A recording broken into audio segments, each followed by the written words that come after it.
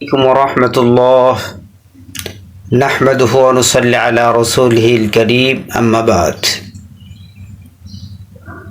প্রিয় দেশবাসী, আমাদের জীবনের সবচেয়ে মূল্যবান সম্পদ হলো আমাদের নেককার সন্তান।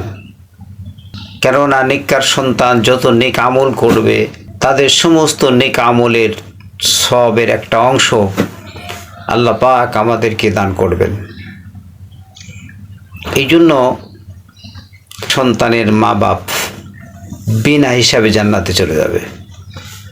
এক নম্বর হলো 1 লক্ষ বা 2,24,000 পয়গম্বরের পিতামাতা যারা ঈমানের সাথে ইন্তেকাল করেছেন তারা বিনা হিসাবে জান্নাতে চলে যাবে।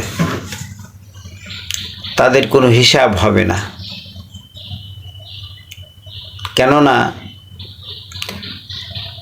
ওই সমস্ত পিতামাতা যিনি নবী রাসূলদেরকে জন্ম দিয়েছেন, আল্লাহ পাক তেনার সন্তানদেরকে নবী বানিয়েছেন। কত বড় সৌভাগ্য হলে এরকম হতে পারে।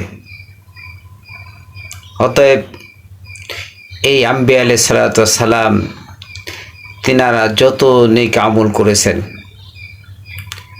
এবং যত মানুষকে দাওয়াত দিয়ে দ্বীনি রাস্তায় এনেছেন, তাদের দাওয়াত পেয়ে যারা পথভ্রষ্ট মানুষগুলি পথের সন্ধান পেয়েছে,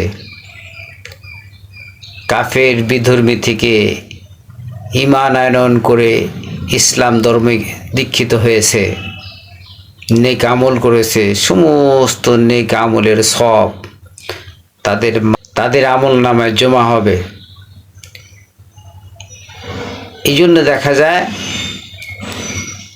এই সকল সন্তানের পিতামাতা কিয়ামতের ময়দানে বিনা হিসাবে জান্নাতে চলে যাবে।